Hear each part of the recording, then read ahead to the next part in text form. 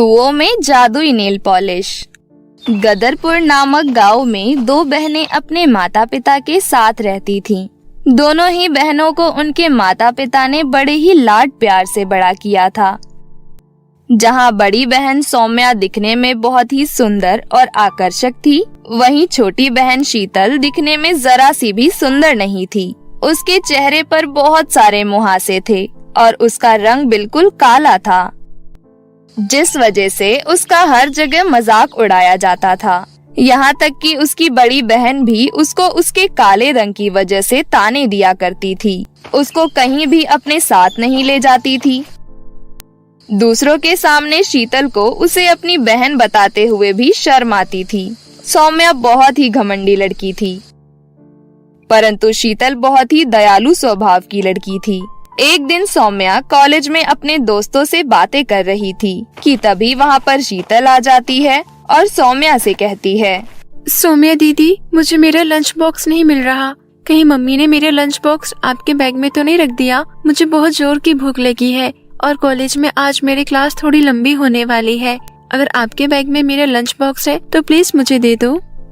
तभी सौम्या की सारी सहेलियां हैरानी से सौम्या की तरफ देखने लगती हैं और सौम्या से कहती हैं, सौम्या, तुमने कभी बताया नहीं कि ये काली कलूटी तुम्हारी बहन है? वो मैं वो। अरे सौम्या, तुझे क्या हुआ? कहीं हमसे ज्यादा शौक तुझे तो नहीं लग गया अपनी बहन को देखकर? लोग कहते हैं रात और दिन साथ में नहीं रह सकते, मगर देखो तो इनको कैसे रात और दिन एक साथ रह रहे हैं। ऐसा कहकर सारी सहेलियां मिलकर सौम्या का मजाक उड़ाने लगीं।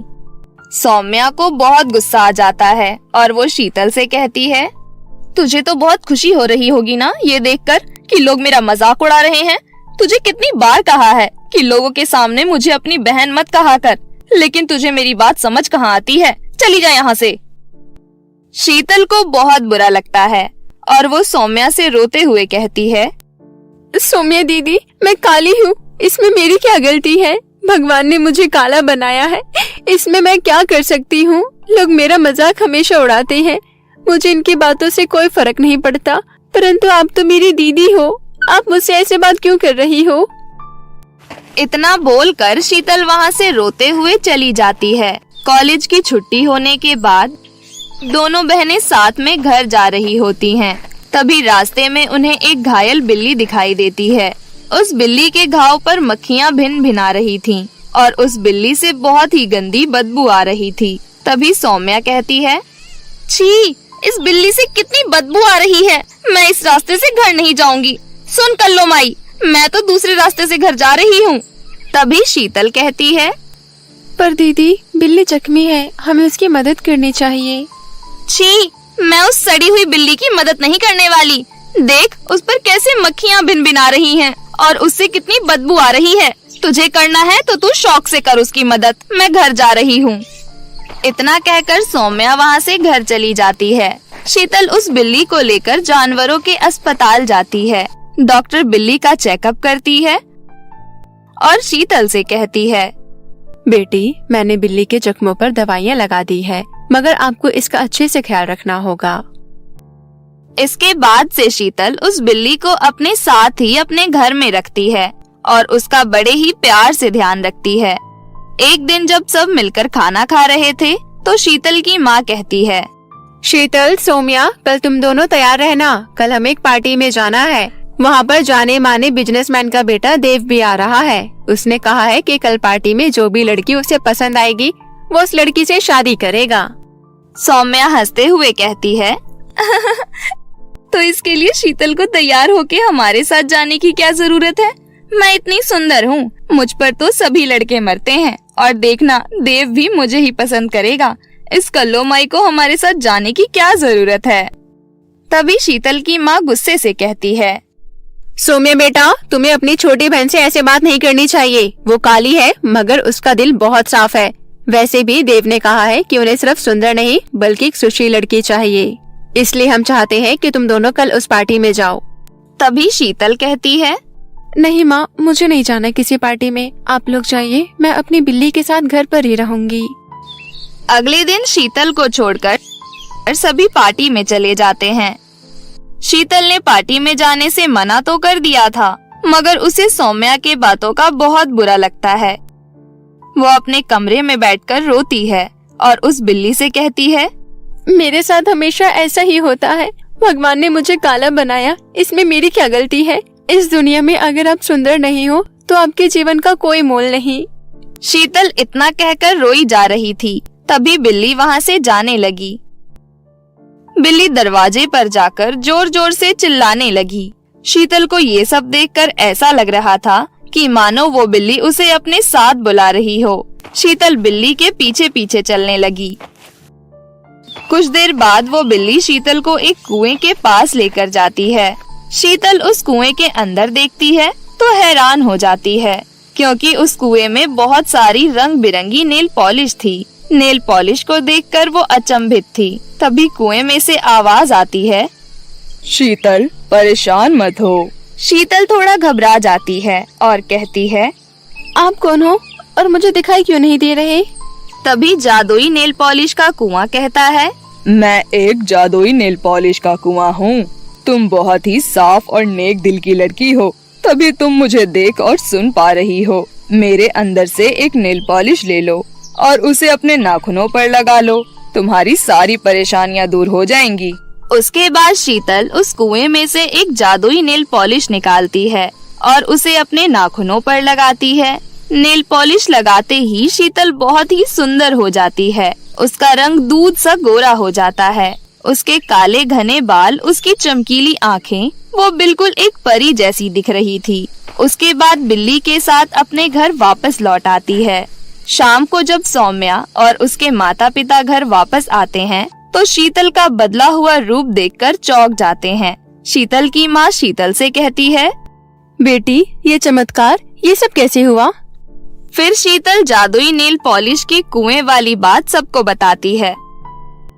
उसके बाद शीतल सौम्या को अपनी जादुई नेल पॉलिश देते हुए कहती है, ये लो दीदी, ये जादुई नेल पॉलिश आप भी लगा लीजिए, इससे आपकी भी सारी परेशानी दूर हो जाएगी। शीतल का अपने प्रति ये प्यार देखकर सौम्या को अपनी गलती का एहसास होता है। सौम्या रोते हुए शीतल से माफी मांगती है, मेरी बहन, मुझे माफ कर दो। मैंने तुम्हें कभी भी अपनी बहन नहीं समझा।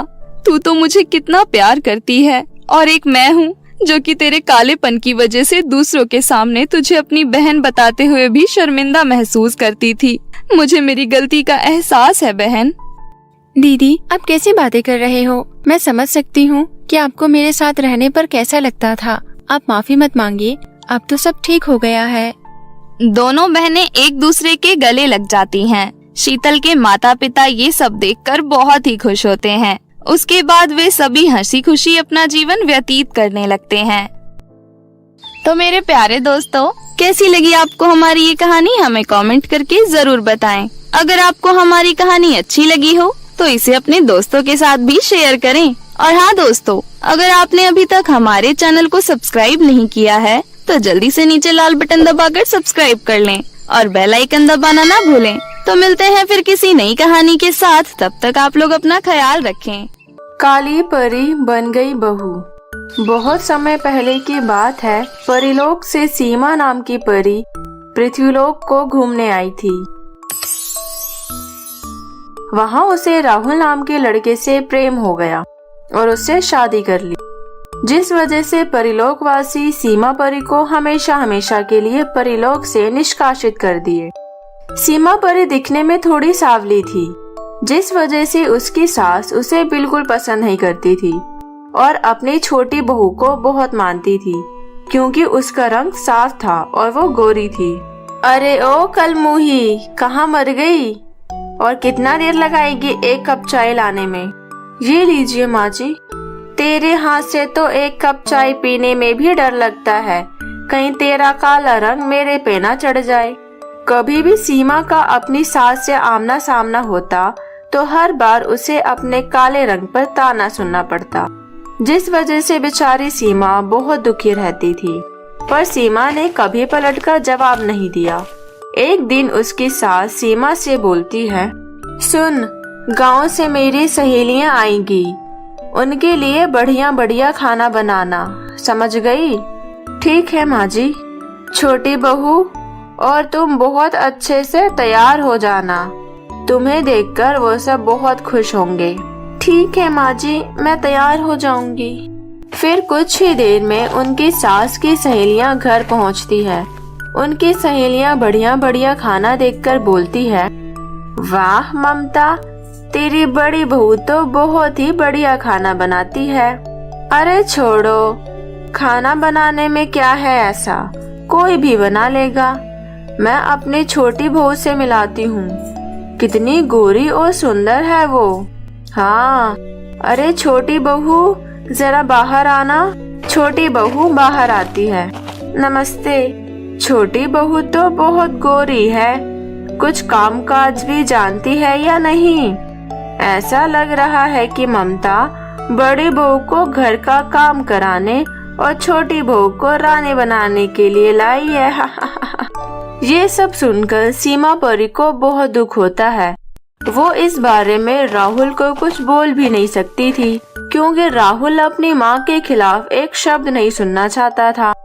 पर उसकी माँ के ताने दिन पर दिन बढ़ते ही जा रहे थे, जो सीमा के बर्दाश्त से बाहर हो रहा था। एक दिन सीमा रसोई में काम कर रही थी कि तभी वहाँ छोटी बहू भी आ गई। छोटी बहू सीमा को नीचा दिखाने का कोई भी मौका नहीं छोड़ती थी। सुनो, मेरे लिए फटाफट हलवा बना दो, मुझे भूख लगी है। ठीक है, मैं थोड़ी देर में बना दूंगी। ये सुनकर छोटी बहू जानबूझकर रोते हुए कमरे से बाहर निकल गई और झूठ मूठ का अपनी सास से सीमा की शिकायत लगा दी। माँ जी, मुझे भूख लग रही थी। मैंने सीमा से कहा मेरे लिए हलवा बना दो, तो वो साफ मना कर दी और मुझे बोली खुद बना लो। इतना बोलकर छोटी बहू जानबूझकर जोर जोर से रोने लगती है। ये सुनकर उसकी सास को गुस्सा आता है और वो गुस्से से सीमा को बोलती है कि अरे ओ कलमुही, तेरी हिम्मत कैसी हुई मेरी छोटी बहू को रुलाने की? तुझे तो मैं अभी मजा सिखाती हूँ। उसकी सास सीमा के बाल पकड़कर उसे घर से बाहर निकाल देती है। सीमा रोते हुए बाहर चली जाती है और पास वाले जंगल में बैठकर रोने लगती है। फिर तभी उसके रोने की आवाज सुनकर एक जादूगरनी उसके सामने आती है और उससे पूछती है, क्या हुआ तुम्हें? तुम रो क्यों रही हो? सीमा जादूगरनी को सारी बात बताती है। अच्छा, तुम चिंता मत करो, ये लो जादुई बिंदी। तुम इसे जब अपने माथे पर लगाओगी तो तुम अप्सरा जैसी खूबसूरत दिखने लगोगी। इतना बोलकर जादूगरनी वहाँ से चली जाती है। सीमा जब वो बिंदी अपने माथे पर लगाती है, वैसे ही वो अप्सरा से सुंदर दिखने लगती है। वहीं उसके घर में अचानक उसकी सास की तबीयत बहुत खराब हो जाती है। उसकी देखभाल के लिए कोई नहीं होता।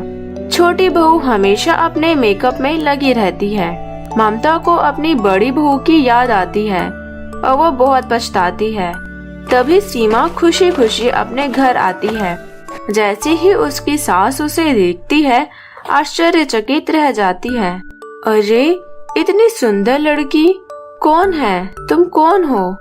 माँ जी, मैं सीमा हूँ, पहचाना नहीं आपने मुझे? क्या सीमा, तुम्हारा काला रंग कहाँ गया और तुम इतनी सुंदर कैसे हो गई? सीमा सास को सारी बात बताती है। सास को भी अपनी गलती का एहसास होता है और वह सीमा को बहुत प्यार करती है। जब सीमा को पता लगता है कि माँ जी की तबीयत खराब है, वो अपनी सास की सेवा में लग जाती है और दिन रात उसकी सेवा करती है। ये सब देखकर उसकी सास को खुद पर बहुत शर्म आती है। उसकी सास सीमा से माफी मांगती है। मुझे माफ कर दो, मैं तुम्हें समझ नहीं पाई बहू।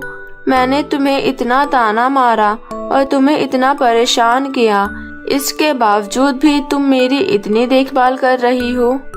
अरे अरे नहीं माँ जी, मुझे आपके बातों का कोई बुरा नहीं लगा, आप मुझसे माफी मत मांगे। ये सुनकर उसकी सास की आंखों में आंसू आ जाते हैं और वो अपनी बड़ी बहू को गले से लगा लेती है। इसके बाद फिर वो अपनी बड़ी बहू के साथ राजी खुशी रहने लगती है। तो दोस्तों, कैसी लगी आपको हमारी ये कहानी, हमें कमेंट करके ज़रूर बताएं और अपने दोस्तों के साथ ज़रूर शेयर करें। और हाँ दोस्तों, अगर आपको हमारी ऐसी ही और कहानियाँ देखना पसंद है तो आप हमारे चैनल को जरूर से सब्सक्राइब कर लें।